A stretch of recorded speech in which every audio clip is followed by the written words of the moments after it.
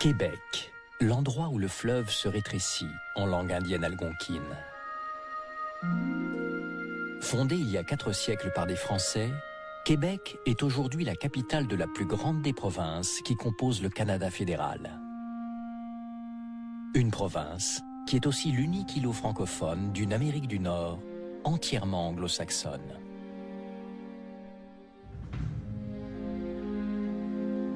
La devise de la province est « Je me souviens ». De quoi se souvient Québec ? Québec se souvient qu'il y a 250 ans, des Français et des Anglais se sont battus pour sa possession. Québec se souvient des 2 généraux venus d'Europe qui les commandaient. Louis-Joseph, marquis de Montcalm, un Français, et le général James Wolfe, un Anglais. Ils ont traversé l'Atlantique pour venir s'affronter et mourir devant ces murs.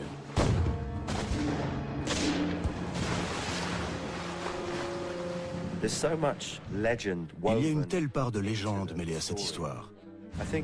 Je pense qu'elle doit son écho à ces personnages qui sont excessifs, imparfaits et prisonniers de leur destin.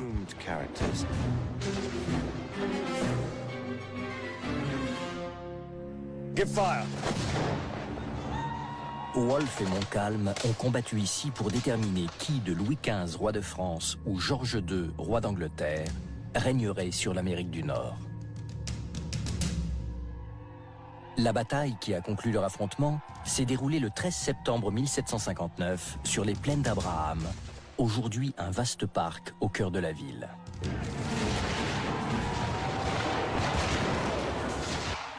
L'assaut n'a duré que quelques minutes, mais il a scellé le destin de l'ensemble du continent et entraîné une rupture décisive dans l'histoire du Canada. C'est fréquent de voir des Canadiens anglais répéter aux Québécois « Who won on the plains of Abraham ?» Qui a gagné sur les plaines d'Abraham? Pour les Canadiens anglais, cette bataille marque la naissance du Canada moderne.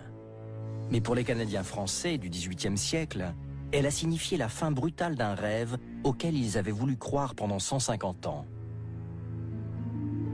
Celui d'une vie différente, au cœur d'une immense colonie française en Amérique du Nord, la Nouvelle-France.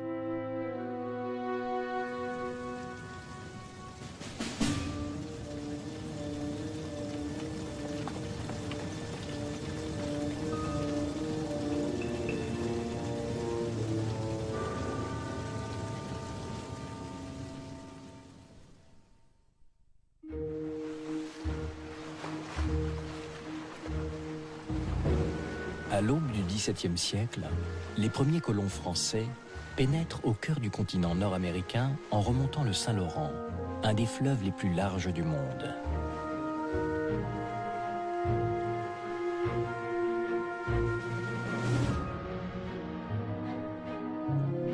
Ils découvrent de gigantesques étendues de nature sauvage, un continent pratiquement vierge. Très vite, ils entrent en contact avec les tribus indiennes qui vivent sur ces territoires.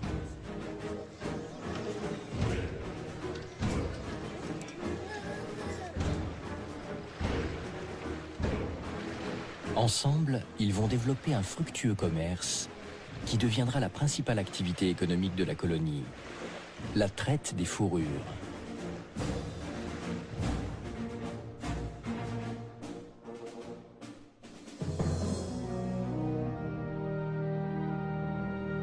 Les Français s'installent sur les rives du Saint-Laurent et fondent en 1608 un premier comptoir permanent, Québec. Cœur d'une nouvelle colonie baptisée Nouvelle-France ou plus familièrement Canada, sans doute le nom indien des environs immédiats de Québec. Mais le climat canadien est une épreuve nouvelle pour les Européens. Les 2 tiers des colons qui vont émigrer en Nouvelle-France repartiront après leur premier hiver.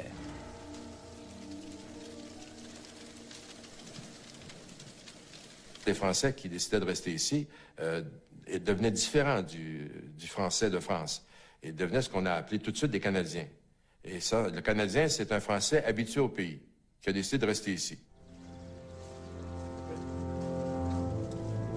Ces Canadiens sont peu nombreux et ils comprennent très tôt qu'ils ne pourront s'établir durablement en Amérique du Nord qu'en entretenant des relations amicales avec les communautés indiennes.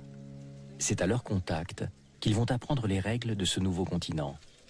À l'ouest de Montréal, les Français qui vont au-delà vont vivre avec les Indiens, fraternisent avec les Indiens, s'intermarient avec les Indiennes. Vous avez un très profond métissage, une complicité totale, des alliances profondes. C'est absolument unique, ça, dans l'histoire des Amériques. De ce métissage naît la figure du coureur des bois, une spécificité française. Ces colons, qui ont adopté un mode de vie indien, vont partir à la découverte du continent pour en comprendre l'étendue et développer avec d'autres tribus l'activité de la traite des fourrures. Des Indiens, ils ont appris la manière la plus efficace de se déplacer dans ces gigantesques étendues. C'est en sillonnant les fleuves et les rivières qu'ils explorent l'Amérique.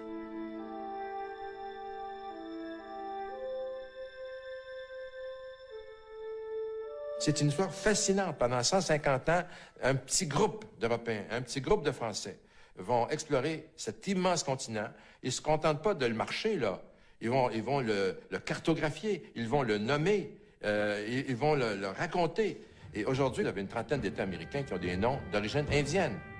Les noms d'origine indienne, c'est des noms de territoires qui ont été explorés par les Français, qui vivaient avec les Indiens, qui apprenaient des Indiens le nom du territoire sur lequel ils étaient et qui ont laissé ce nom-là à un territoire qui est devenu un État.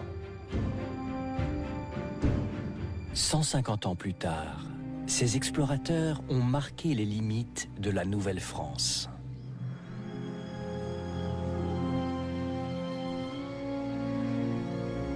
C'est une gigantesque colonie qui s'étend du Canada jusqu'à la Louisiane, soit près de la moitié du continent nord-américain.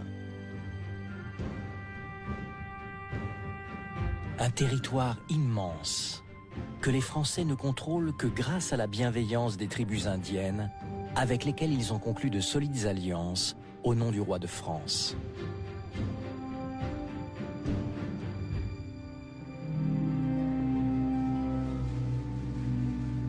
Ce qui est déterminant dans la perception des Amérindiens face aux Français, face aux Canadiens, c'est le faible nombre de colons qui fait qu'on ne les perçoit pas comme des gens qui viennent en Amérique du Nord pour s'approprier le territoire. Ça, c'est la clé pour comprendre l'expansion territoriale de la Nouvelle-France. Problème, c'est un immense territoire sous-peuplé. Au milieu du XVIIIe siècle, 90% des 65 000 Français qui peuplent la Nouvelle-France sont établis sur les rives du Saint-Laurent. Ce sont principalement des agriculteurs. Mais au bout de 150 ans d'existence, la colonie peine encore à acquérir son autonomie. Elle dépend toujours des bateaux venus de France pour un grand nombre de commodités. La traite des fourrures rapporte de moins en moins, et la rigueur des hivers limite les échanges commerciaux avec la métropole. La vallée du Saint-Laurent, il y a un problème. La vallée du Saint-Laurent, elle est fermée à la navigation 6 mois par année. Donc, pendant 6 mois par année, il n'y a pas de contact commercial possible entre la France et la Nouvelle-France. Donc, aux yeux de la monarchie française, dans une perspective strictement économique, dans une perspective de rentabilité, la Nouvelle-France, somme toute, avait très peu d'intérêt et c'est tout à fait compréhensible. Pour la France de Louis XIII, Louis XIV et Louis XV, l'intérêt de cette colonie d'Amérique, de ces quelques arpents de neige, pour reprendre l'expression célèbre de Voltaire, est avant tout de contrer les ambitions britanniques sur ce continent. Ce qui caractérise la Nouvelle-France, c'est qu'elle ne coûte pas très cher, mais qu'elle ne rapporte pratiquement rien. L'intérêt de la Nouvelle-France est d'abord, en quelque sorte, de bloquer l'avance anglaise et en même temps de fixer une bonne partie du dispositif de guerre anglais possible en cas de conflit. Car les Anglais ont eux aussi pris pied sur le continent américain au XVIIe siècle, presque en même temps que les Français, mais avec une ambition d'une toute autre ampleur.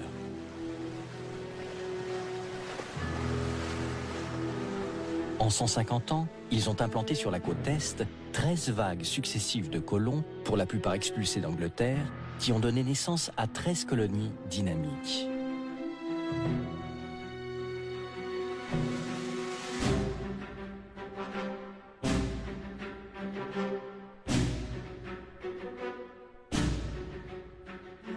Dans les colonies anglaises, ils fuient une Angleterre qui les persécute, soit sur le plan politique, soit sur le plan religieux.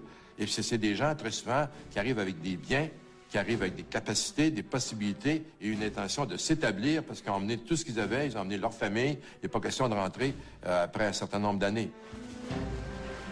Bénéficiant d'un climat plus favorable, de ports sur l'Atlantique ouverts toute l'année aux échanges et d'un apport constant d'immigrants, les 13 colonies connaissent un essor économique et démographique bien supérieur à celui de la colonie française. En 1750, alors que la population de la Nouvelle-France représente 65 000 personnes, celle des 13 colonies atteint déjà 1,5 million d'habitants. C'est clair qu'on est face à deux pays, deux puissances qui n'ont pas la même vision de leur politique expansionniste. Les 13 colonies, les colonies anglo-américaines, eux, ils occupaient systématiquement le territoire. C'était la politique. On occupe le territoire, on fait reculer les Amérindiens. S'il le faut, on leur fait la guerre.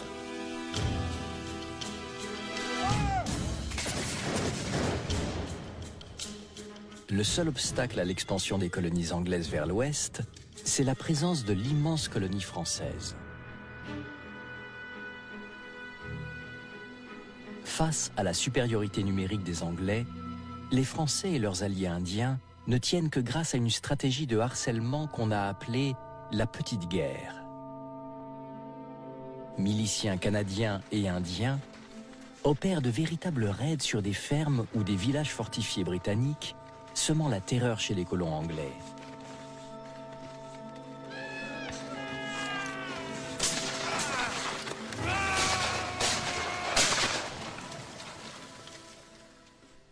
Mais en 1755, dans la vallée de l'Ohio, le conflit va prendre une toute autre dimension et provoquer une déflagration mondiale. La vallée de l'Ohio, c'est le lien entre la vallée du Saint-Laurent et la Louisiane.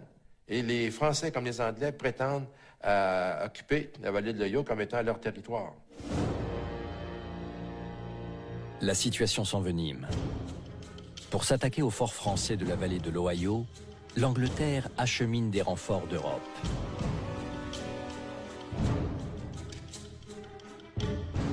Pierre Rigaud de Vaudreuil, un Canadien qui vient d'être nommé gouverneur de la Nouvelle-France, sait le peu de cas que la France fait de sa colonie.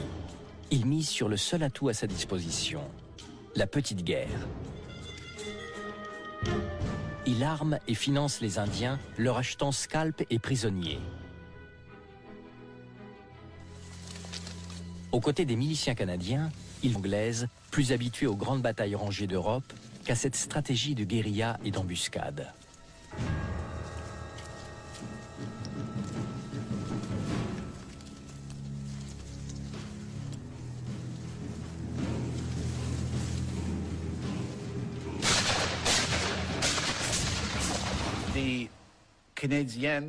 Les Canadiens savent que c'est la meilleure manière de combattre en Amérique du Nord.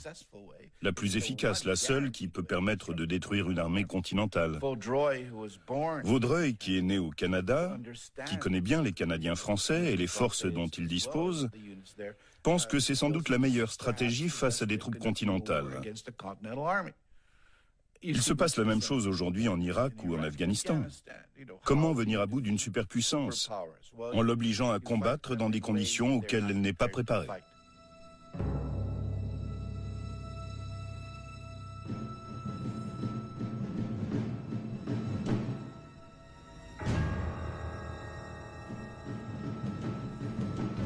Mais il reste qu'avec le temps, la disproportion des forces françaises et anglaises en Amérique est telle que ça ne peut pas durer indéfiniment. 65 000 personnes qui tiennent tête à 1,5 million. En Europe, l'année 1756 voit un bouleversement complet des alliances entre grandes puissances. L'Angleterre s'allie à la Prusse, obligeant la France à se rapprocher de l'Autriche. L'Espagne, la Pologne, la Russie et la Suède les rejoignent. Une guerre d'une ampleur que le monde n'a encore jamais connue est sur le point d'éclater. Les guerres en Amérique du Nord sont le prolongement des guerres incessantes que se livrent la France et l'Angleterre en Europe. Donc, dès qu'il y a conflit entre Versailles et Londres, on engage le combat en Amérique du Nord. Le 3 avril 1756, le marquis de Montcalm quitte son château de Condillac dans le sud-ouest de la France pour s'embarquer pour Québec. En prévision de la guerre qui s'annonce, il vient d'être nommé commandant des troupes françaises en Nouvelle-France. Montcalm est entré dans l'armée à l'âge de 9 ans. Blessé à plusieurs reprises sur les champs de bataille d'Europe, il a atteint le grade de colonel. Mais dans la hiérarchie militaire française, il n'occupe pas une place de premier plan. Cette soudaine promotion, il la doit au fait que la Nouvelle-France est bien trop loin des yeux du roi pour intéresser les officiers qui cherchent à se distinguer. Tous les officiers généraux auxquels on a proposé le poste ont refusé des partis, en disant que ce n'était pas un commandement digne d'eux. Et effectivement, il faut toujours se rappeler qu'entre les dimensions de la guerre en Amérique du Nord, du côté français, et les dimensions continentales, la différence est considérable. Sur le territoire continental, ce sont des armées qui font entre 40 et 80 000 hommes. Au Canada, Montcalm n'a jamais eu plus de 4 à 5 000 soldats réguliers. Cette affectation garantit une rente à sa famille, mais il est certain qu'elle ne fera jamais la gloire de Montcalm. Il ignore tout de la Nouvelle-France, mais l'équilibre des forces sur le terrain est loin d'être en sa faveur. Et il n'est pas optimiste sur ses chances de sauver la colonie si les Anglais décident vraiment de s'en emparer. Il est accompagné du chevalier de Lévis, commandant en second, et du jeune colonel Bougainville, qui s'illustrera plus tard comme explorateur. Le contingent qui débarque avec eux à Québec ne comprend qu'un petit millier de soldats français.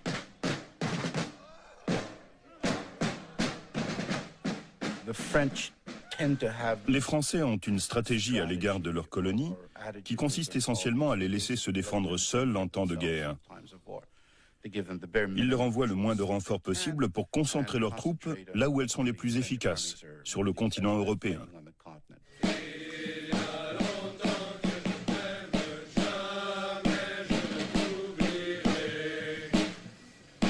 La situation que Montcalm découvre en Nouvelle-France n'est pas faite pour le rassurer. Les officiers canadiens et les miliciens ne lui inspirent aucune confiance. Il les juge incapables de livrer une véritable bataille rangée contre les Anglais. Quand on a demandé à Montcalm d'aller servir en Amérique, c'est pas certain qu'il était très enthousiaste. Quand il est arrivé, ça a dû être un choc. Ça a dû être un choc. En voyant, par exemple, ses alliés indiens, ce que ça voulait dire au combat, pour tous les officiers européens, il y avait un moment de choc.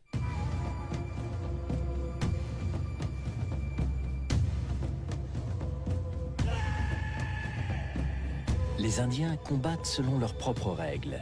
Ils scalpent les blessés, exécutent leurs prisonniers. Une conception de la guerre aux antipodes de celle qui fait la fierté de l'Europe des Lumières. Montcalm est quelqu'un qui est habitué à la guerre à l'européenne. Or, l'apparition d'un droit de la guerre, l'apparition du respect des prisonniers et autres, c'est quelque chose qui se développe au XVIIIe siècle, que Montcalm connaît bien. Lui-même a été prisonnier, donc il est encore plus sensible. Et à partir de là, le comportement à la guerre des Indiens le choque et le bouleverse totalement. Soldats anglais. Montcalm est à Québec depuis seulement 3 jours, quand la guerre entre la France et l'Angleterre est officiellement déclarée.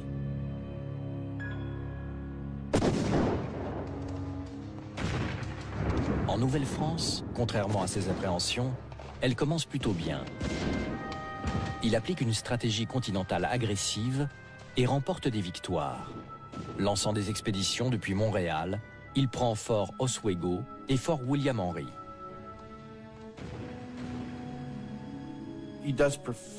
Il livre ses batailles très professionnellement et les termine rapidement et efficacement. Lui qui devrait être sur la défensive passe à l'offensive et cause de graves soucis aux Anglais. Pendant ce temps, en Europe, l'Angleterre et ses alliés subissent aussi des revers. William Pitt est rappelé au poste de secrétariat à la guerre du gouvernement britannique. Pitt est porteur d'une vision qui, pour beaucoup, est à l'origine de la constitution de l'Empire britannique à venir.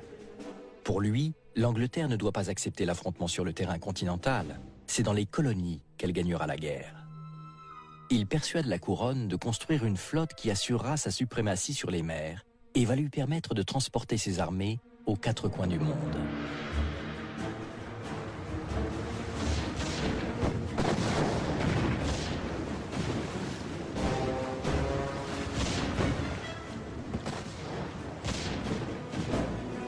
Profitant de l'immobilisation des Français et de leurs alliés sur le terrain continental, les Britanniques vont porter simultanément la guerre dans toutes leurs colonies. En Inde, en Afrique, aux Antilles et bien sûr sur le continent nord-américain. Ce sont les Prussiens qui livrent le gros des batailles, qui sont en première ligne. Les Britanniques disposent de choix plus stratégiques, frapper leurs adversaires en Inde, envahir les Antilles et leurs riches îles à sucre, et bien sûr chercher à s'emparer du Canada. C'est un conflit mondial par son ampleur, mais aussi par la démesure de la vision qui l'alimente. En Nouvelle-France, cette stratégie se traduit par l'envoi d'une flotte de 40 navires de guerre transportant 12 000 hommes d'armes à l'assaut de Louisbourg.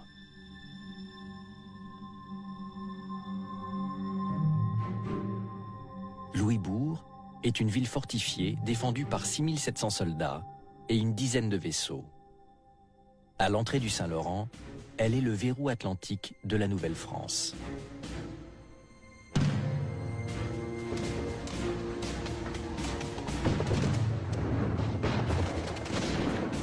En 1757, Louisbourg résiste, mais la flotte anglaise hiverne dans les 13 colonies et revient l'année suivante. Le message est clair. Il y avait une volonté chez les Anglais de s'approprier la vallée du Saint-Laurent. Dans l'optique de William Pitt, premier ministre anglais à ce moment-là, c'était clair, l'Amérique du Nord doit être anglaise. Parce que les Anglais avaient vu le potentiel économique que représentait le continent.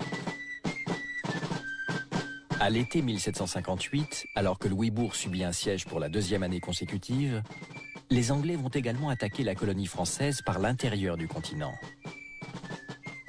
À Carillon, sur les rives du lac Champlain, Montcalm, à la tête d'une armée de 3600 soldats français et canadiens et de 300 Indiens, se prépare à recevoir l'assaut de la plus grande armée jamais déployée en Amérique du Nord. Un contingent de 16 000 soldats lancé à la conquête de la Nouvelle-France. Le rapport des forces est de 4 contre 1. Fort Carillon garde le lac Champlain et l'accès au réseau fluvial de la Nouvelle-France. Si ce verrou tombe, la route de Montréal et de Québec est ouverte. Montcalm se retranche sur les hauteurs de Carillon et en fait fortifier la défense par un abatis, un ensemble de barricades, de pieux et de branchages destinés à briser la charge des troupes ennemies. Fort de sa supériorité numérique, le général anglais attaque de front ces fortifications. 7 heures durant, les vagues d'assaut anglaises vont venir se briser sur ces défenses. À la fin de la journée, les Anglais se retirent, laissant sur le champ de bataille près de 2000 morts et blessés. La bataille de Carillon a en quelque sorte fait la gloire de Montcalm. Et à partir de là, par rapport à ces soldats des troupes régulières, Montcalm apparaît comme un général en chef de grande valeur.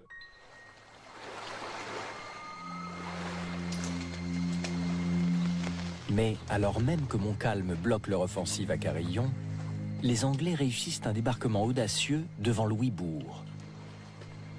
Il va leur permettre de prendre pied sur l'île et d'installer les batteries de canons qui vont bombarder la ville et forcer sa capitulation. L'homme qui commande ce premier contingent se nomme James Wolfe. Il a 32 ans. De retour à Londres après la prise de Louisbourg, James Wolfe sera le choix de William Pitt pour mener l'assaut contre Québec, le cœur de la Nouvelle-France. Wolfe ne manque pas de panache, mais ce sera aussi un personnage très controversé. Un autre assaut? Certainement. Officier à l'âge de 12 ans, escrimeur talentueux, il parle couramment le français. C'est un militaire professionnel aguerri et cultivé qui a acquis une réputation d'audace, voire de témérité. Touché. Une petite faiblesse sur votre droite? Le manque d'entraînement. Un verre d'eau? Bien sûr. Vous m'avez demandé ce que votre frère devait étudier pour devenir un bon soldat. Il pourrait commencer par les traités d'infanterie et de cavalerie du roi de Prusse. Saint-Rémy pour tout ce qui concerne l'artillerie. Et chez les anciens, César. Sa promotion fera de lui le plus jeune général en chef de l'armée britannique. Mais Wolfe n'est pas sûr d'être à la hauteur de la tâche. Sa santé fragile est son principal point faible. Selon certains historiens, il souffrait peut-être de la tuberculose, une maladie incurable à cette époque.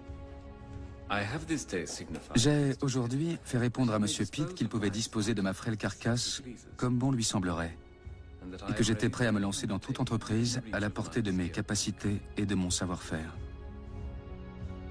Mais certains prétendaient aussi que Wolfe était tout simplement fou. Il y a ce mot célèbre du roi d'Angleterre à qui l'on dit « Quoi, vous avez promu Wolfe? Mais cet homme est un enragé. » « Un enragé, dit le roi. Eh bien qu'il meure de quelques-uns de mes généraux. Car Wolfe obtient des résultats. » Avant de conduire l'assaut anglais sur Québec, Wolfe a conquis le cœur de Catherine Lowther. Elle vient de la noblesse, elle est très belle et extraordinairement riche. Avant son départ, elle lui remet son portrait et une boucle de ses cheveux. À son retour, il projette de se marier. Wolfe a les meilleures raisons du monde de revenir vainqueur du Canada.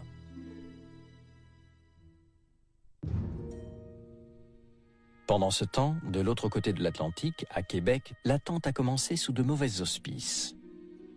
Depuis Carillon, Montcalm a été promu et il est désormais seul décisionnaire en matière de stratégie. Or, son point de vue diffère de celui du gouverneur Vaudreuil. Vaudreuil défend son pays. Les ordres de Montcalm sont de tenir les Anglais en échec. Entre les deux dirigeants, la situation est tendue.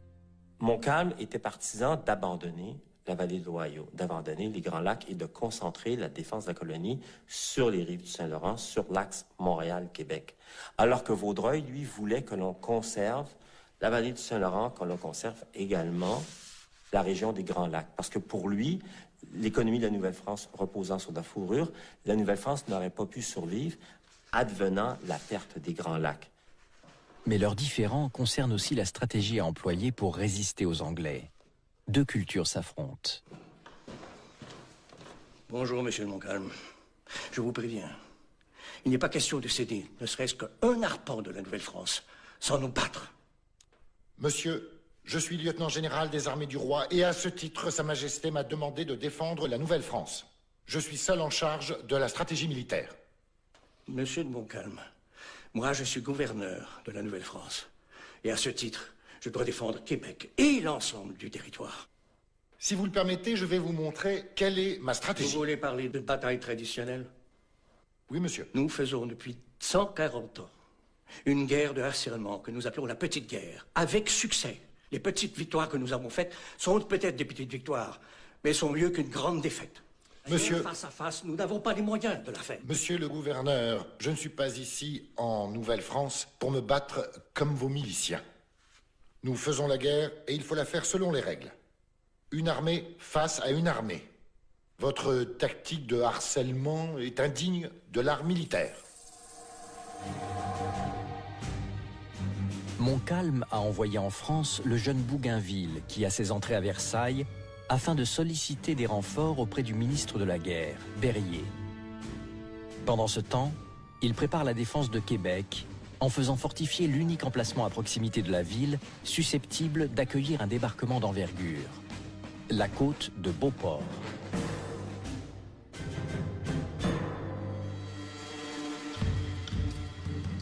Montcalm est plutôt confiant. Il pense qu'en appliquant les règles de l'art militaire, en choisissant son terrain, en verrouillant les hauteurs et en frappant les Britanniques là où ils sont les plus vulnérables, c'est-à-dire au moment de débarquer, il doit pouvoir gagner. Au printemps 1759, Vaudreuil, regardez là-bas. le premier bateau qui se présente devant Québec est français. Il ramène Pierre-Antoine de Bougainville, mais il est porteur de mauvaises nouvelles. C'est une dépêche des Anglais. Une immense armada anglaise est en route pour Québec. Elle décrit toute la stratégie des Anglais. Et la France n'en verra que 400 hommes au lieu des 4000 escomptés.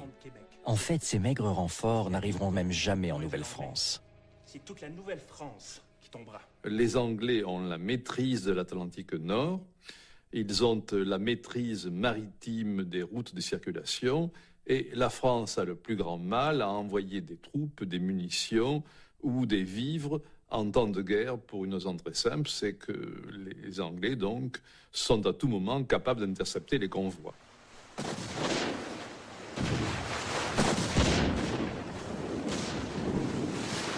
La grande question, pourquoi la France n'a pas fait un effort militaire important pour tenter de sauver la Nouvelle-France? Bon, la France est occupée en Europe. La France en a plein les bras en Europe. L'armée française a des moyens quand même limités. Et aux yeux des dirigeants français, aux yeux de Louis XV, aux yeux de Choiseul, aux yeux du ministre de la Défense, Berryer, l'Amérique du Nord, la Nouvelle-France n'est plus rentable. C'est une question de temps avant qu'on l'abandonne. Vive la France! Pourtant, à Québec, les officiers français font bonne figure. Pour Montcalm et Bougainville, la guerre est affaire de gentilshommes, et l'Anglais a toujours été un adversaire respectable. Par ailleurs, il est tout à fait possible que les troupes françaises réussissent, cette année encore, à tenir les Anglais en échec. Bougainville est un bonhomme supérieur, mais c'est un vrai officier. Donc, il se comporte ici, il y a des moments chez Bougainville de guerre en dentelle. Donc, une relation avec les officiers britanniques qui fait qu'on est entre gentlemen et puis on s'envoie des petits cadeaux, des petites choses. Mais ça, c'est la tradition dans l'armée. Hein? On va se tirer dessus le lendemain, mais la veille, on peut presque trinquer ensemble. Il y a beaucoup d'incidents comme ça. Les armées qui vont livrer la bataille de Québec sont essentiellement des armées européennes, qui n'ont ni intérêt ni affection pour le Canada. Les Français n'ont aucun lien avec les Canadiens français. Ils ne les apprécient pas particulièrement et les traitent souvent durement. Les Anglais, c'est encore pire. Ce sont des armées professionnelles. Ils pourraient aussi bien combattre aux portes de Paris ou de Londres. Cette fois, ce sera devant Québec. Le point de vue des Canadiens est bien différent. C'est leur pays qui est en jeu. Et c'est contre un envahisseur qu'ils se préparent à lutter. La récolte de cette année n'a pas été bonne et les rationnements imposés en prévision du siège sont sévères. Alors, la population de Québec, au début de 1759, la population est inquiète. La rumeur veut que les troupes anglaises s'en viennent donner l'assaut à Québec. Puis un bon matin, on apprend que les Anglais sont dans le fleuve, qu'ils s'approchent. La rumeur là, signale leur position. Donc, les gens de Québec savent que les Anglais s'en viennent, puis en nombre très imposant. Début juin, les guetteurs signalent que la flotte anglaise est entrée dans la baie du Saint-Laurent. Mais elle va encore devoir remonter le fleuve sur plus de 1600 km avant d'atteindre Québec.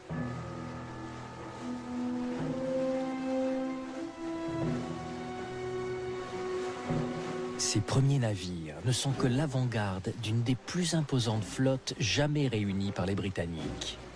49 vaisseaux de guerre transportant plus de 1800 canons, 8500 soldats et 13 500 marins et hommes d'équipage. Ils sont accompagnés de navires marchands pour l'approvisionnement et la logistique et équipés de 130 barges de débarquement. C'est une gigantesque armada qui s'étire sur plus de 150 km le long du fleuve. Mais Québec est encore loin et le Saint-Laurent a ses secrets. Le Saint-Laurent est un fleuve capricieux. Il comporte de nombreuses passes délicates où des navires de guerre de fort tonnage ou de gros transports de troupes peuvent s'échouer sur les hauts fonds. Les Français pensaient, à juste titre, qu'il serait difficile, pour ne pas dire impossible, à une flotte ignorant tout du fleuve, de le remonter ou d'y mouiller sans dommage. Le Saint-Laurent est une des meilleures défenses naturelles de Québec. Les Français pensaient que ces courants et récifs pourraient suffire à neutraliser la flotte anglaise, en particulier en un point appelé la Traverse. Autour de l'île d'Orléans, le fleuve se scinde en deux. Le bras le plus au nord n'est plus navigable et celui du sud n'offre qu'un étroit passage serpentant entre de dangereux hauts fonds. Pour en compliquer l'abord, les Français avaient enlevé toutes les bouées signalant ces obstacles. Mais c'était compté sans le Pembroke et son maître James Cook, qui deviendra plus tard célèbre pour ses explorations du Pacifique. À Québec, il fait partie d'une équipe de navigateurs qui précède le gros de la flotte, effectuant des sondages de la Traverse pour en repérer les dangers. 7 brasses moins un quart. On a du mal à imaginer qu'une carte puisse changer le cours de l'histoire. Pourtant, celle-ci a permis de déjouer les pièges du Saint-Laurent et ouvert les portes de Québec. Car Cook a également imaginé une solution ingénieuse pour guider la flotte anglaise dans cette passe périlleuse. La Traverse n'était pas beaucoup plus large que la section du plus gros vaisseau anglais, le Neptune, et ses 90 canons. Et il a eu l'idée d'utiliser les chaloupes en guise de bouée, en les ancrant le long du passage, la proue vers l'extérieur. Et les navires britanniques ont dû emprunter ce couloir de chaloupes à l'extrémité de l'île d'Orléans. Ce devait être très impressionnant, ces énormes vaisseaux glissant l'un après l'autre dans cet étroit chenal. La flotte britannique apparaît le 24 juin devant Québec. Que diable font donc tous ces Anglais ici? On avait affirmé à Montcalm qu'un tel exploit était impossible. La déception est amère et lui fait s'exclamer « Nos meilleurs matelots et pilotes ne sont donc que des menteurs ou des incapables. » Wolfe aussi est déçu. Il comptait débarquer son armée à Beauport et découvre que Montcalm s'y est efficacement retranché. Par ailleurs, le promontoire de Québec est bien plus impressionnant qu'il ne l'avait imaginé. Québec signifie en langue indienne l'endroit où le fleuve se rétrécit, et c'est exactement ce qu'il fait. Soudain, le fleuve le plus large du monde se réduit à un étroit passage, dominé par de majestueuses falaises couronnées de fortifications et de canons.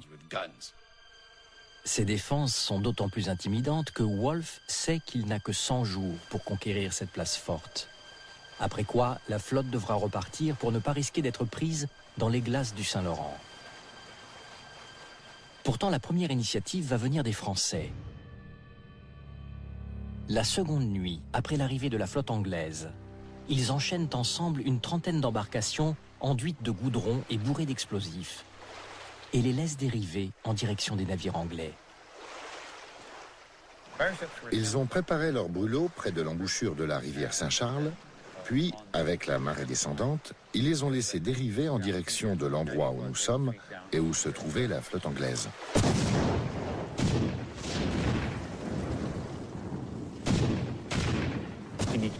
Mais les mises à feu ont été déclenchées trop tôt et les Anglais ont eu le temps de sortir leurs chaloupes et grâce à des grappins de tracter ces brûlots jusqu'à la côte. L'échec spectaculaire de la manœuvre fera dire à Montcalm qu'il s'agit du feu d'artifice le plus coûteux qu'il lui ait jamais été donné d'admirer.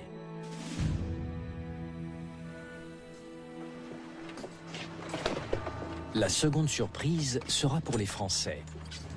Elle va mettre en évidence une autre erreur d'appréciation qui va s'avérer très lourde de conséquences.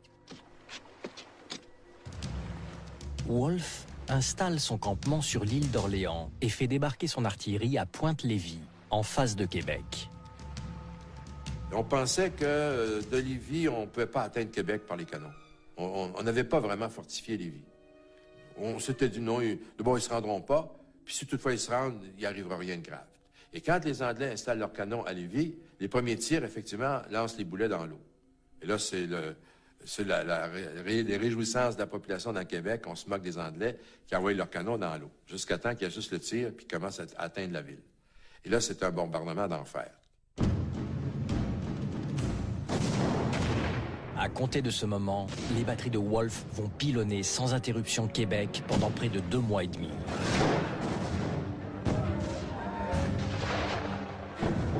La vérité, c'est qu'il s'est acharné.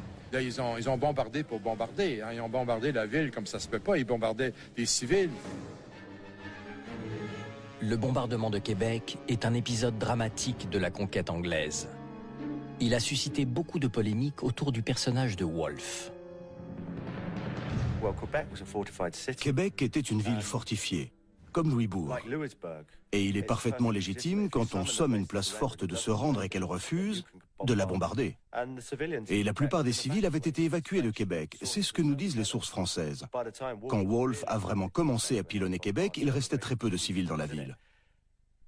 Donc avant d'accuser Wolfe de crimes de guerre, il faut prendre la juste mesure des choses et s'interroger sur ce qu'on entend vraiment par là, sous peine de galvauder le terme. Les fouilles archéologiques en cours à Québec révèlent à quel point la ville a souffert lors de ce siège. Ces murs détruits et noircis par le feu posent tout de même la question des raisons d'un tel acharnement. Des batteries d'artillerie qui pilonnent la ville. Quel bénéfice militaire peut-il y avoir à raser Québec et à détruire tous ces bâtiments? On n'élimine aucune des troupes de Montcalm, mais on oblige les habitants à partir, on détruit leurs foyers. Le bombardement intensif de Québec, les incendies visent à démoraliser l'ennemi. Le ressentiment des Canadiens est d'autant plus vif que Wolfe, incapable de débarquer devant Québec, donne l'ordre à l'un de ses détachements d'incendier les villages qui se trouvent sur l'autre rive du Saint-Laurent. Ils ont incendié une vingtaine de villages sur la côte du Sud, ici, des deux côtés, du côté Est et Ouest. Là, c'était vraiment brûler, détruire. Et ça, on n'en parle pas beaucoup. Mais pour les Canadiens, c'est la catastrophe. Il n'y a pas une famille qui n'a pas subi un méfait de cette guerre-là.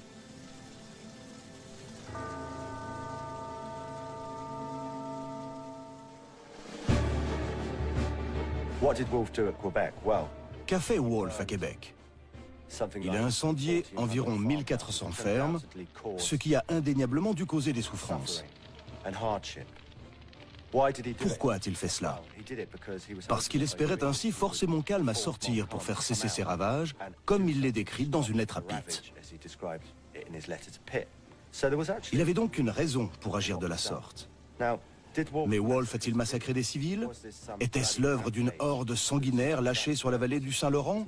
Non, rien ne permet de le penser. Par contre, on sait que Wolfe a spécifiquement mentionné et répété dans ses ordres « Tout homme qui portera atteinte à une femme ou un enfant sera passé par les armes ».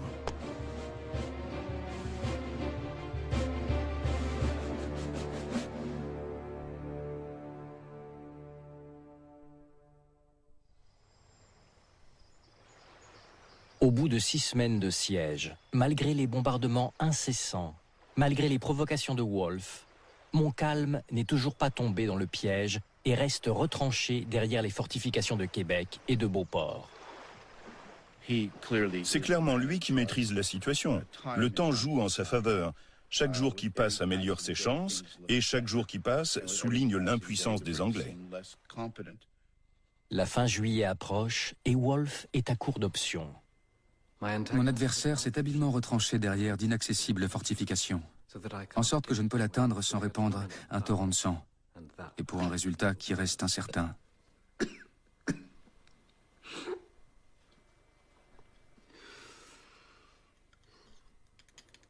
Montcalm est à la tête d'un grand nombre de mauvais soldats, mais j'ai sous mes ordres un petit nombre d'excellents militaires qui ne souhaitent rien tant que de pouvoir l'affronter. Il y avait comme une espèce d'impuissance. Comment est-ce que je vais en venir à bout? Écoute, il y avait des troupes inimaginables. Il y avait autant d'hommes qui attaquaient Québec que la population d'hommes de la Nouvelle-France. C'est quand même pas rien, là. 31 juillet 1759. Toujours à la recherche d'un point faible dans la défense de Québec, Wolfe tente un débarquement à l'est, aux chutes de Montmorency. Incapable d'approcher suffisamment ses grands vaisseaux et leur artillerie pour protéger la manœuvre, elle tourne à la catastrophe. Comme il l'avait prédit, un torrent de sang britannique est répandu. 210 tués, 230 blessés. Pour Wolfe, rien ne va plus. Ses plus proches officiers, les brigadiers Monckton, Murray et Townshend, mettent ouvertement en doute ses capacités. Wolfe venait d'un milieu différent de celui de ses brigadiers. Wolfe venait de ce qu'on pourrait appeler une bourgeoisie libérale respectable. Ces 3 brigadiers, en revanche, étaient tous issus de l'aristocratie. Townshend est ambitieux et doué d'un certain talent artistique. Il fait circuler ses caricatures parmi les officiers. On peut y lire le mépris de cet aristocrate pour l'extraction plus modeste de Wolfe, et sans doute aussi une certaine jalousie. C'est inimaginable. On a là un des plus grands généraux de l'armée britannique, et dans son propre mess, un de ses principaux brigadiers fait circuler des caricatures insultantes qui ridiculisent son officier supérieur. Townshend est celui qui cause le plus de difficultés à Wolfe. Mais les autres sont aussi problématiques. Ils forment un groupe difficile à contrôler, qui pourrait être ramené à la raison si Wolfe avait un plan qui donnait des résultats. Mais ce n'est pas le cas. Je ne me sens pas bien. La pression qui s'exerce sur Wolfe est trop forte, et sa santé se dégrade à vue d'œil. Il est venu devant Québec pour conquérir l'Amérique du Nord, et il est cloué au lit par des douleurs incessantes.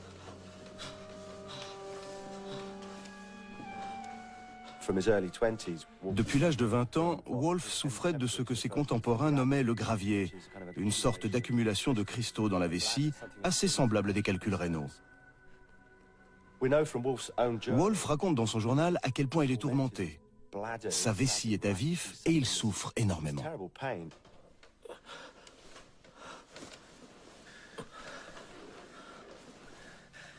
François, le pot de chambre.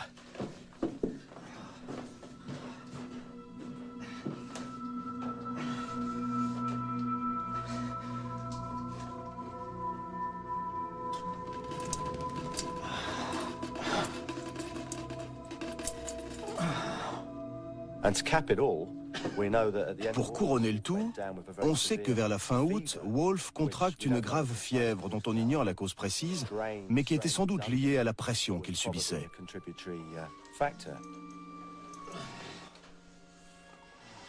Certains historiens pensent que Wolfe souffrait de la tuberculose et que, sentant sa fin prochaine, il allait rechercher une mort glorieuse sur le champ de bataille. Pourtant, les portraits réalisés à l'époque n'évoquent pas les traits d'un mourant. On n'envoie pas un mourant commander à Québec une opération de cette envergure. Il n'était pas bien portant, mais quelle qu'ait été sa maladie, il avait appris à s'en accommoder, à la maîtriser.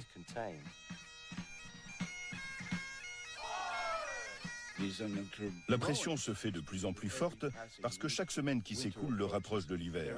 Plus le temps passe, moins il semble à même d'obtenir les résultats qu'il espérait et plus la défiance de ses officiers, en particulier Townshend, se fait sentir. Au plus tard, à la mi-septembre, il doit avoir remporté une victoire et il n'aura plus droit qu'à une seule tentative.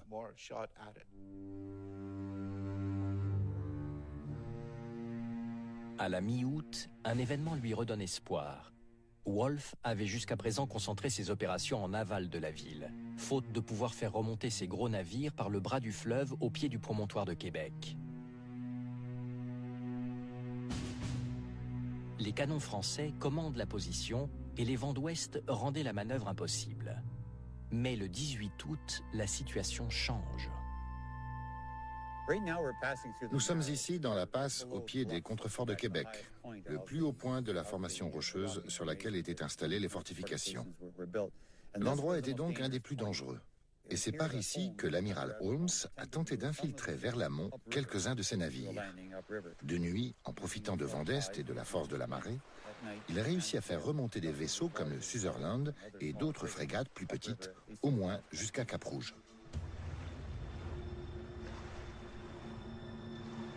Montcalm doit maintenant défendre un territoire qui comprend le littoral de Beauport à droite, la ville de Québec au centre et les falaises en amont jusqu'à Cap-Rouge.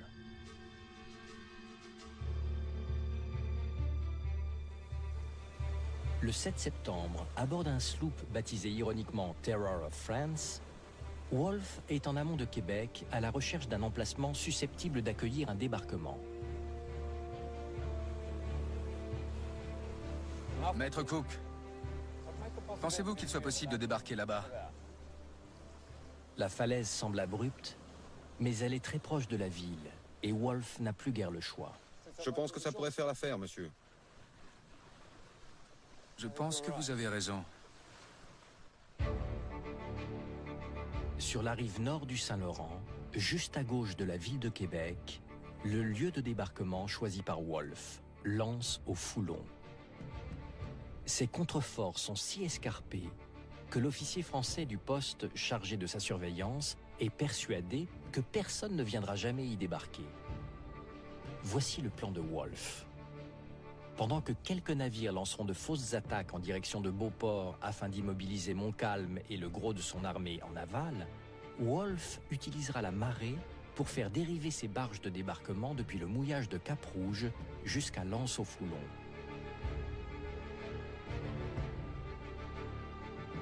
Townsend et les autres brigadiers sont pour le moins incrédules.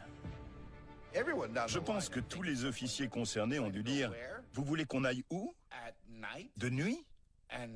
Et faire quoi? » D'accord. Et vous avez prévu de... Qu'est-ce encore que cela?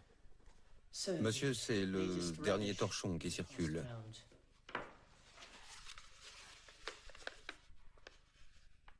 Mes brigadiers. Deux couards et un malfaisant. Mais Wolfe est décidé et ne renoncera pas à son projet. Il a obtenu d'un déserteur français une information cruciale. La moitié de l'armée de Montcalm est à Cap-Rouge avec Bougainville. Et au poste de garde de l'Anse au Foulon, la plupart des Canadiens ont été autorisés à rentrer chez eux pour les moissons.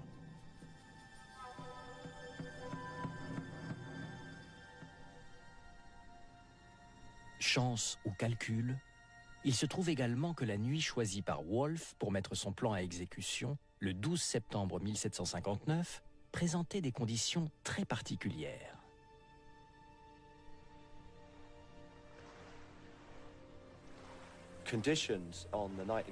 Les conditions cette nuit-là étaient exceptionnellement adaptées au type d'opération qu'il projetait.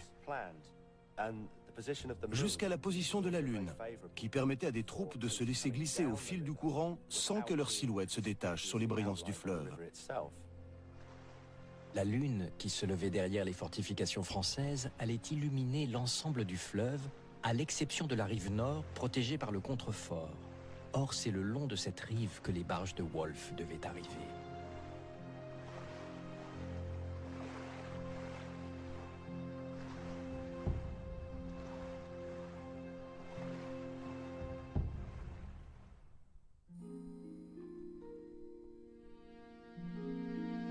Quelques heures avant de mettre son plan à exécution, Wolfe écrit à sa fiancée et lui renvoie son portrait et sa mèche de cheveux.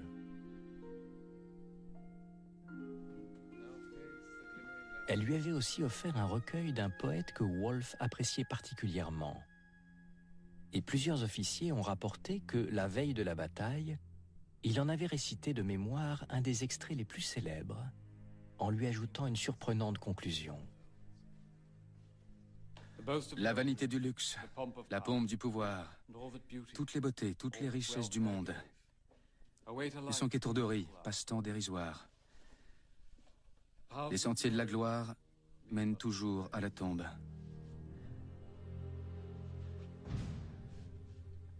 J'aurais préféré être l'auteur de ces vers plutôt que prendre Québec demain.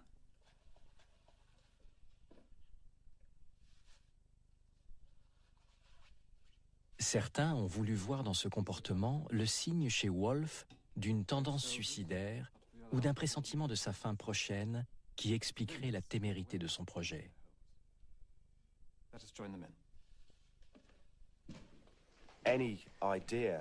L'idée que le débarquement de l'Anse au Foulon ait pu être conçu comme une sorte de mission suicide et le geste d'un homme désespéré ne tient vraiment pas.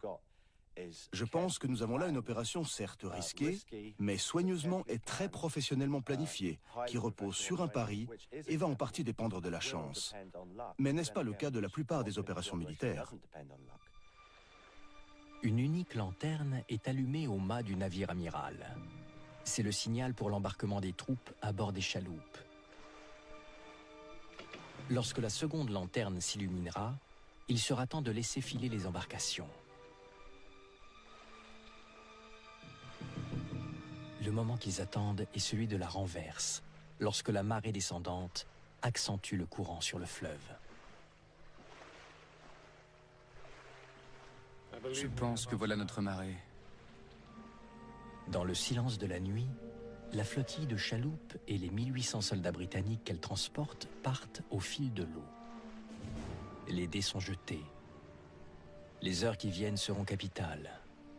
Pour Wolfe, comme pour le continent nord-américain.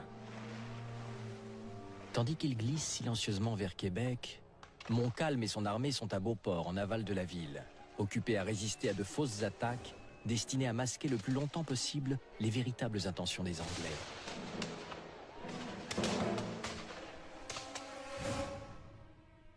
Montcalm est épuisé et perplexe. Au terme de près de 10 semaines de siège, Québec tient toujours, mais il n'a pas la moindre idée de ce que Wolfe peut encore tenter.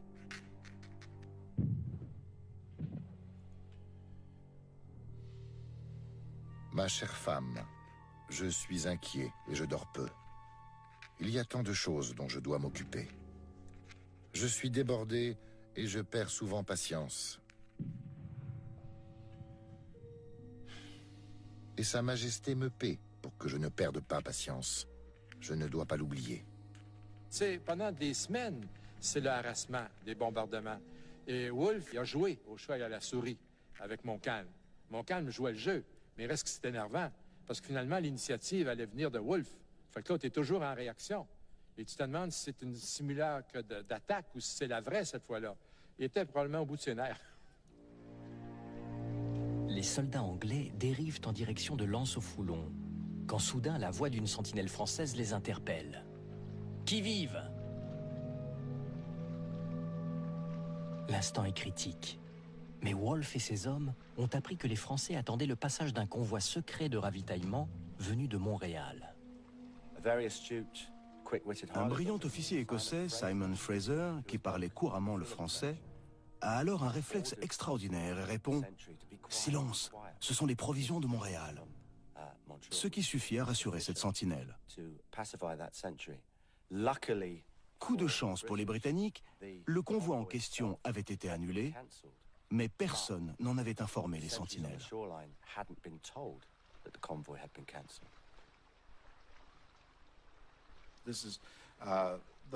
C'est un formidable coup de dé, une prise de risque énorme à tous les niveaux, opérationnel, stratégique, tactique, jusqu'à impliquer chaque soldat individuellement. Au point que tout va dépendre d'une sentinelle française qui crie « Qui vive ?» et du réflexe de l'Écossais qui lui répond. La vivacité d'esprit de Fraser sauve l'expédition. À 4h04, selon les notes d'un officier, les troupes de Wolfe atteignent leur destination. Les premières barges ont dépassé Lens-au-Foulon de 150 mètres et accostent une plateforme rocheuse au pied d'une falaise si abrupte qu'elle paraît presque verticale. Je ne vois pas comment il nous sera possible d'atteindre le sommet. C'est sans doute sans espoir, mais nous devons tout faire pour y parvenir. En silence, messieurs. En silence.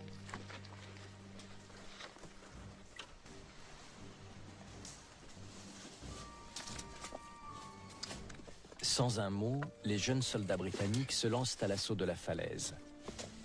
Ils se hissent pied à pied, s'accrochant aux branchages et aux buissons pour ne pas glisser. La crique qu'ils escaladent ainsi en silence est désormais connue sous le nom de baie de Wolfe. Elle se trouve à moins de 3 km de Québec.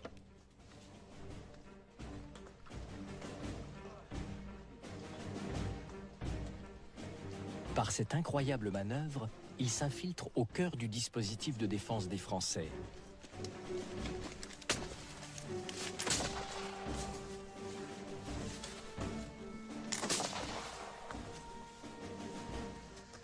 À la tête de ses troupes, Wolfe en personne, qui semble retrouver dans l'action l'énergie qui lui faisait jusqu'à présent défaut. Totalement surpris par l'assaut, les défenseurs du poste de garde n'opposent aucune résistance. Un seul parvient à s'échapper et se précipite pour tenter d'avertir Montcalm.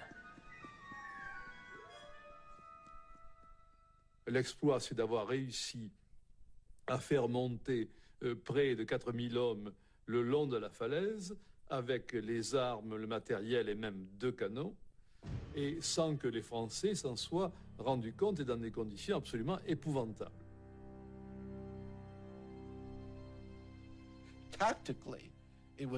Sur le plan tactique, la manœuvre est décisive. C'est un coup osé, peut-être trop risqué, mais Wolfe a joué sa carte, escaladé une falaise abrupte et déployé son armée tout près de Québec.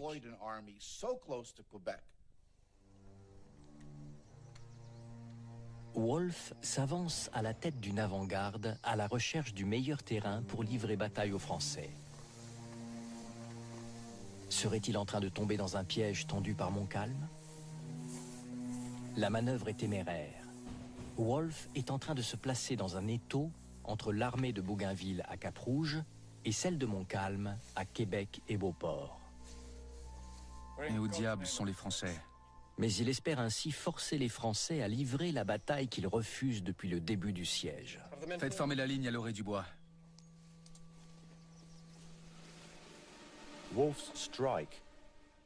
L'initiative de Wolfe lui a donné ce qu'il attendait depuis le début, l'effet de surprise qui pourrait déstabiliser Montcalm, qui ne lui laisserait pas le temps de réfléchir.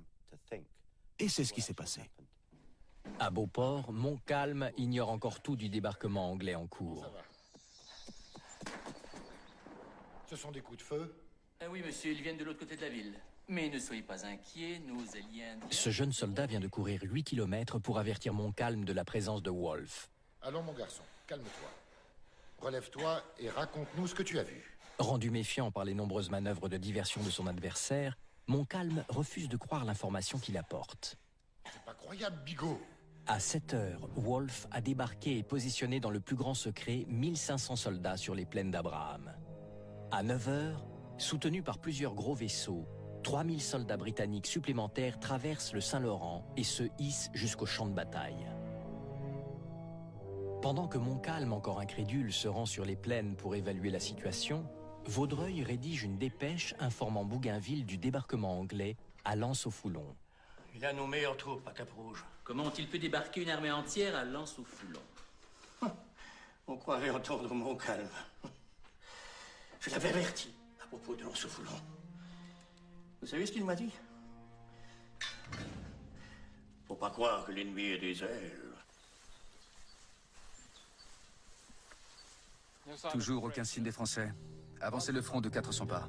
À vos ordres, monsieur.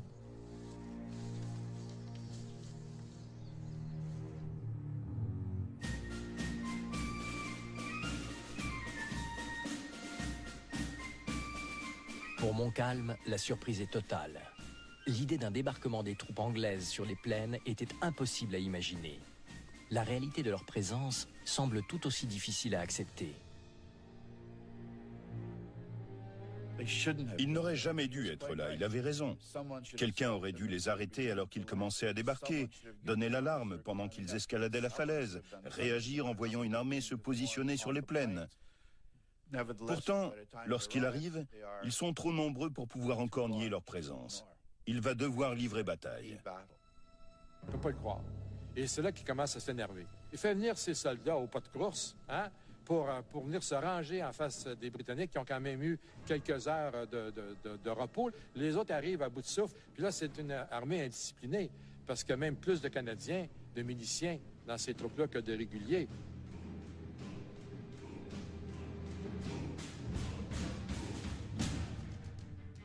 Les soldats de Montcalm arrivent à marche forcée de Beauport où les attaques de diversion de Wolfe les ont tenus en éveil toute la nuit. la position des forces en présence apparaît clairement sur cette ancienne carte des plaines d'Abraham. L'armée de Montcalm en bleu devant les murs de Québec, et face à elle, les 4500 soldats de Wolfe.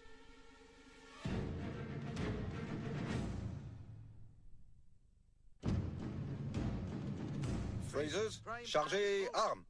Fusils et mousquets du 18e ne sont efficaces qu'à moins de 50 mètres et d'une précision très relative. Les soldats ne sont donc pas entraînés à viser une cible, mais à tirer tous ensemble pour projeter un mur de plomb en direction de l'ennemi. Wolfe a donné l'ordre à ses troupes de charger chaque fusil de 2 balles. La volée devra être tirée à plus courte distance, mais elle sera plus dévastatrice. 38, 39, 40. Ce piquet, à 40 pas de la ligne anglaise, marque la limite de tir. Les soldats anglais devront recevoir le feu ennemi sans bouger et ne pourront délivrer leur volée que lorsque les Français auront franchi cette ligne.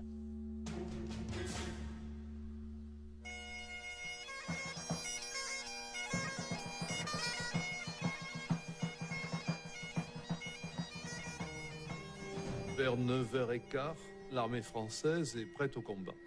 Alors il y a au milieu les troupes régulières, il y a sur les côtés les miliciens, et également il y a dans les flanquements assez boisés et broussailleux, il y a des Indiens qui sont chargés d'attaquer sur les flancs l'armée ennemie.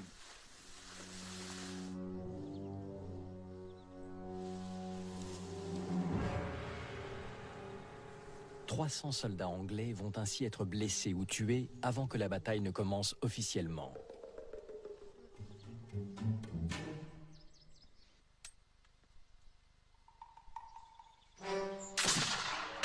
Cette capacité à demeurer impassible face aux tirs ennemis a fait la légende de l'armée britannique.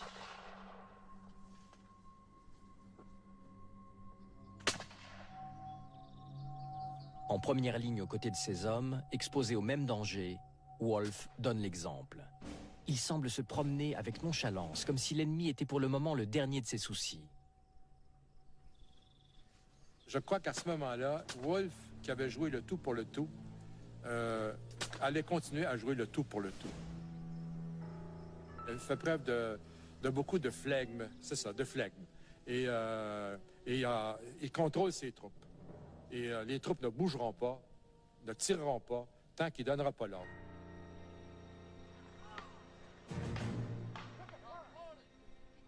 C'est au tour de Montcalm de subir la pression.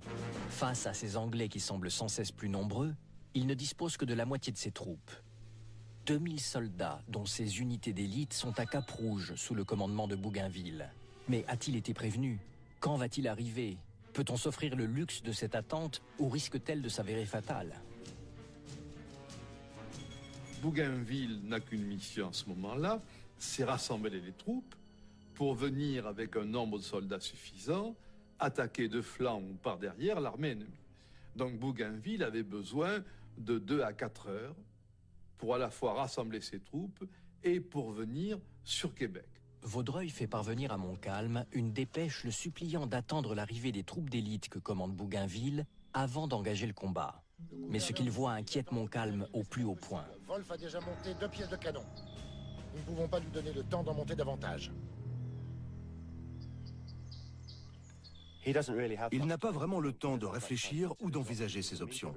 Sa première réaction est « il faut y aller et déloger ses soldats avant qu'ils n'attaquent, avant qu'ils n'installent plus d'artillerie ou qu'ils reçoivent des renforts ».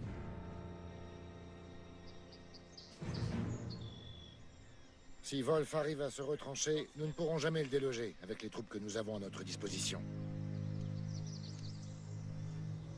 Non. Il faut l'attaquer sans attendre. Il est persuadé que c'est une avant-garde qui a été installée là et qu'à partir du moment où elle est installée, le reste de l'armée anglaise va pouvoir la rejoindre. Et à ce moment-là, sa grande crainte est en train de se matérialiser, c'est-à-dire qu'il sera obligé de livrer une bataille rangée par rapport à laquelle il estime que ses troupes sont tout à fait inférieures à celles des Anglais. Le paradoxe étant que, ce faisant, il se précipite dans le piège.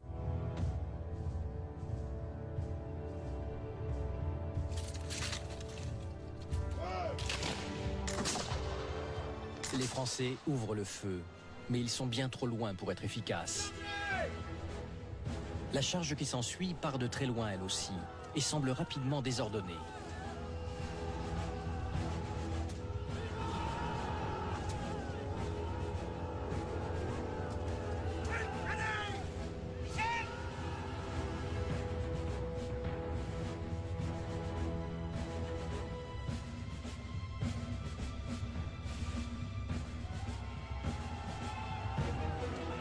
Faites feu.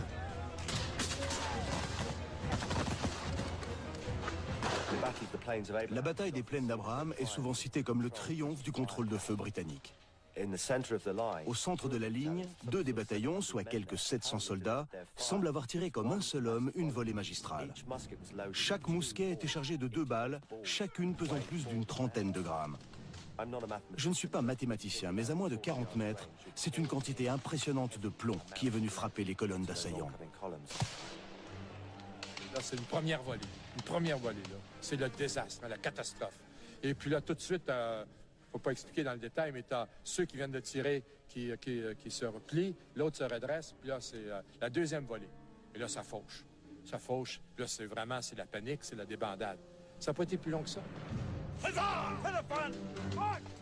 C'est au tour des Anglais d'avancer.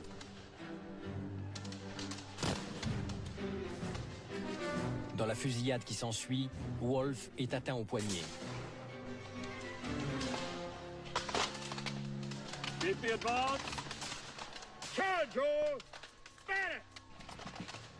Il poursuit la progression, mais quelques instants plus tard, il est touché au ventre et en pleine poitrine.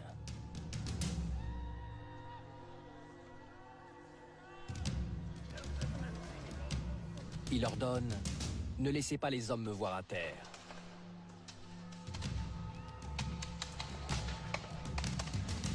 On l'emporte à l'écart du champ de bataille. Mais au bout de 100 mètres, il demande qu'on le repose. Sur les plaines d'Abraham, c'est le moment de vérité. La ligne française a complètement cédé et se replie en désordre. L'affrontement n'a duré qu'une dizaine de minutes.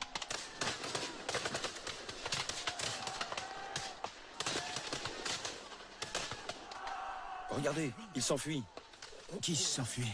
L'ennemi, monsieur. Il cède de tous côtés.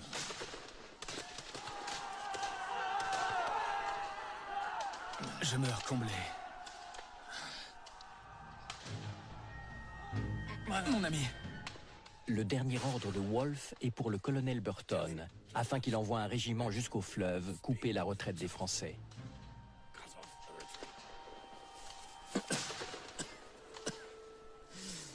Maintenant, Dieu soit loué. Je peux mourir en paix.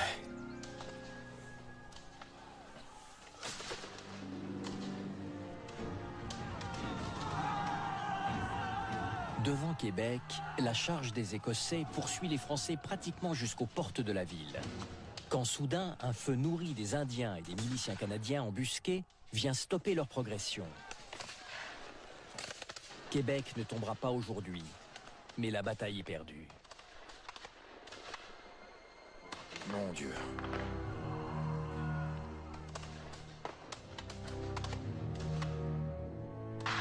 Un tir de l'artillerie britannique vient frapper Montcalm. Touché à la cuisse et au ventre, il perd beaucoup de sang. Ses hommes le maintiennent en selle alors qu'il entre dans Québec. C'est quand même unique, je pense, dans l'histoire militaire, que les 2 commandants supérieurs reçoivent en moins de 20 minutes autant de blessures, dont des blessures mortelles. Quand Bougainville arrive enfin sur le champ de bataille, il est trop tard. Les Anglais assiègent Québec et avec 2000 hommes, il ne peut les affronter. Il se repliera sur Montréal.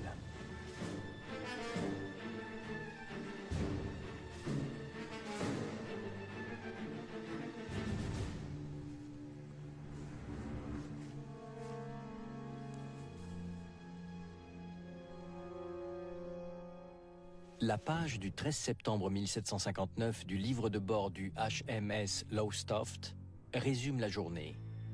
À 7 heures, avons débarqué l'ensemble de nos troupes sur la rive nord. À 10 heures, nos troupes ont engagé le combat contre les Français. À 11 heures, le corps du général Wolfe a été porté à bord.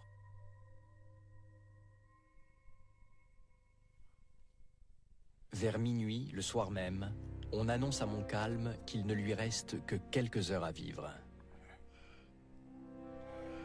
Il aura ces derniers mots. Voilà qui est bien. Je ne verrai pas les Anglais rentrer dans Québec. Pour beaucoup, la défaite des plaines d'Abraham et la mort de Montcalm marquent la fin de l'influence française en Amérique du Nord et le début d'une domination britannique sans partage du continent. Québec est perdu. Certains de la chute imminente de Québec, Vaudreuil part pour Montréal, rejoindre le chevalier de Lévis, qui remplace désormais Montcalm à la tête des armées françaises. À Londres, la nouvelle est accueillie par des festivités grandioses. Dans l'enthousiasme de la victoire, les Anglais vont tirer un trait sur ces aspects controversés et faire du général James Wolfe un héros national. Le célèbre tableau qui représente la mort de Wolfe et a contribué à établir sa légende est à ce titre exemplaire. Le tableau de Benjamin West, la célèbre scène de la mort du général Wolfe, est une excellente illustration de la maxime selon laquelle la vérité est la première victime de la guerre. Des 13 personnes représentées autour du général mourant, seules 4 auraient pu vraiment se trouver auprès de Wolfe. Certains ont même payé l'artiste pour figurer dans la scène.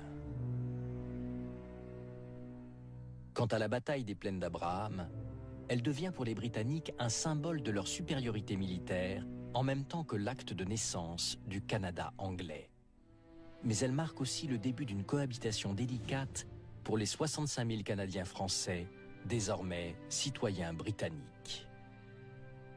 1759 pour le Canada anglais, c'est quoi? C'est la victoire du Canada anglais. Donc, la défaite des Français. C'est fréquent de voir des Canadiens anglais répéter aux Québécois « Who won on the plains of Abraham ?» Qui a gagné sur les plaines d'Abraham? Ça, les Anglais aiment le mettre sur le nez, aiment le rappeler aux Québécois. En réaction, les nationalistes québécois feront du personnage de Wolfe l'incarnation de l'oppression britannique.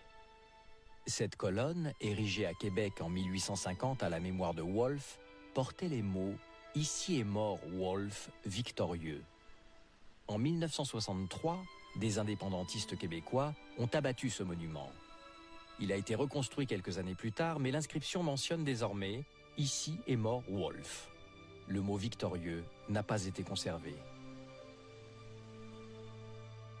Pour les nationalistes, la bataille des plaines d'Abraham, c'est la fin de la Nouvelle-France.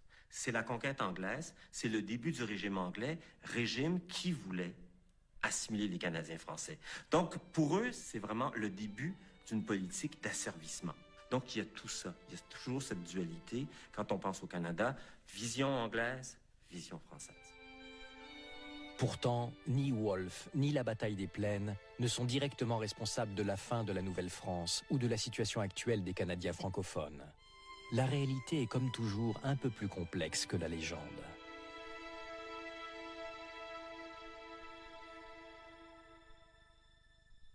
Si Québec assiégé se rend aux Anglais quelques jours après la bataille, ce n'est pas à cause de la défaite militaire des plaines qui n'avait en fait que très peu affaibli les forces françaises.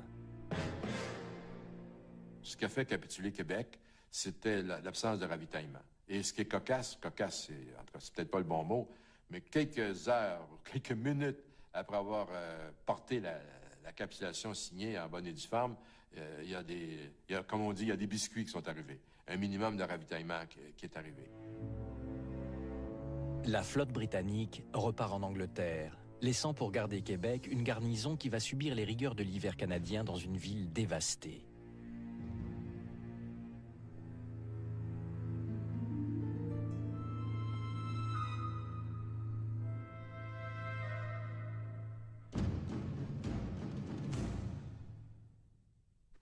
Au tout début du printemps 1760, le chevalier de Lévis revient de Montréal à la tête de 7500 soldats français et canadiens.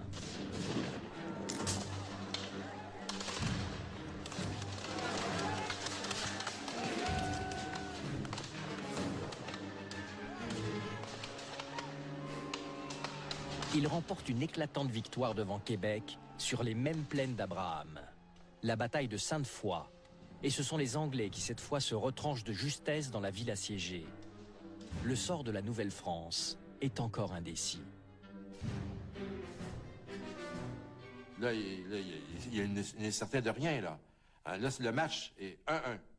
Les Français ont gagné une bataille, les Anglais ont gagné une bataille. Qu'est-ce qui va arriver maintenant? Et ce qui va faire la différence, c'est ceux qui vont se présenter dans le fleuve.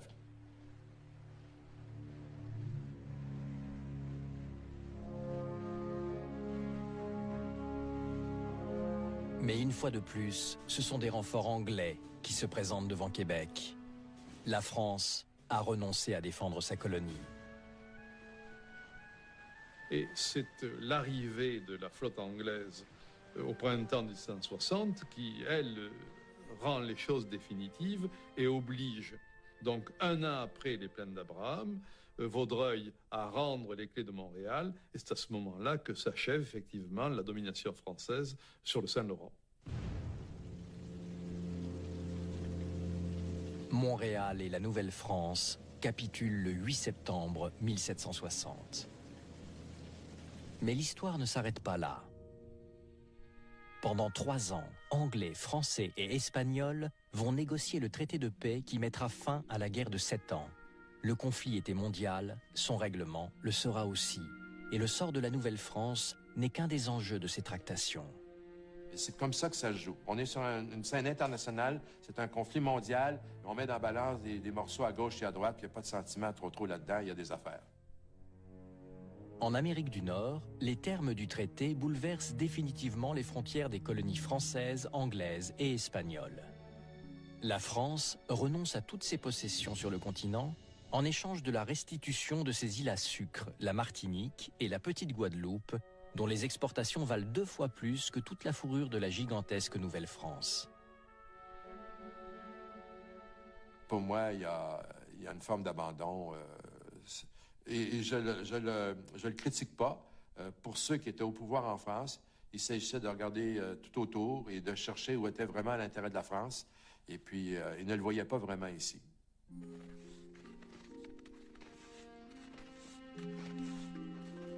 Il y a une volonté claire des Français de ne pas revenir sur la perte de Québec et de Montréal. Pour Choiseul, la défaite française en Amérique, c'était l'aboutissement d'une colonisation qui avait échoué. Le constat d'un échec, mais aussi un habile calcul politique de la part de Choiseul qui va avoir une conséquence inespérée pour les Canadiens français. Choiseul est visionnaire. Il sait très bien qu'avec le retrait français de l'Amérique du Nord, les 13 colonies seront invitées évidemment à rembourser la dette de guerre contractée par l'Angleterre pour s'emparer de la vallée du Saint-Laurent et des Grands Lacs. C'est clair que, aux yeux de Choiseul, les rapports vont se détériorer et que c'est une victoire empoisonnée pour l'Angleterre. Choiseul ne s'est pas trompé. 10 ans plus tard, la révolte des 13 colonies contre leur métropole anglaise prend de l'ampleur. Et pour éviter que la contagion révolutionnaire gagne aussi le Canada, toujours essentiellement peuplé de Français, les Anglais changent de politique à leur égard. La révolte des 13 colonies est providentielle pour le Canada français. Parce que la révolte des 13 colonies force l'Angleterre à faire des concessions aux Canadiens français par l'acte de Québec de 1774, c'est-à-dire vous pouvez conserver la religion catholique, vous pouvez conserver la langue française, on rétablit le régime seigneurial français, mais de grâce, ne vous associez pas aux insurgents américains. Sans révolution américaine, vraisemblablement que le Canada français aurait disparu. Grâce à l'acte de Québec, lorsque les 13 colonies au bord de la Révolution attaqueront le Canada anglais, les Québécois, les Canadiens français, vont repousser l'envahisseur américain aux côtés de leurs conquérants anglais. Ce Ce sera la véritable naissance du Canada moderne et l'origine de la situation si particulière de la province de Québec. Il y a beaucoup de gens qui disent, ben, finalement, c'est peut-être aussi bien comme ça. Parce qu'aujourd'hui, ce qu'on est, on ne regrette rien. On ne voudrait pas revenir en arrière, on ne veut pas refaire l'histoire. Donc on l'assume assez bien, la bataille des plans d'Abraham et la guerre de 7 ans. On l'assume assez bien. Car si Québec se souvient qu'elle a été le cœur d'une immense colonie française avant d'être une des provinces de l'Empire colonial britannique, elle est aujourd'hui l'unique province francophone d'une grande nation fédérale, bilingue et multiculturelle, qui porte son ancien nom, le Canada.